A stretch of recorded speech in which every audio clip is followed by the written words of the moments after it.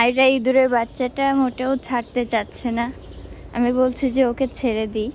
ও বলছে যে ইঁদুরের বাচ্চা যদি আমি ছেড়ে দিই তাহলে নাকি ইঁদুরের বাচ্চা মারা যাবে। এই যে আম্মু, এটা হচ্ছে এখন ছেড়ে দিই, হ্যাঁ?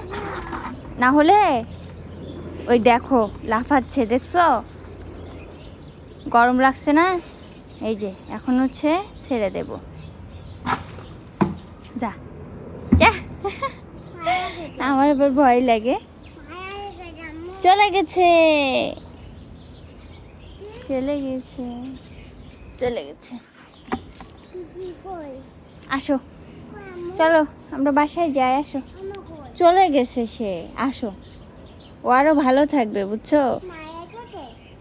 মারা যায় নাই, ওকে আটকায় যদি রাখি তাহলে ও তো খেতে পারতো না, ও তো মারা যেত। তাহলে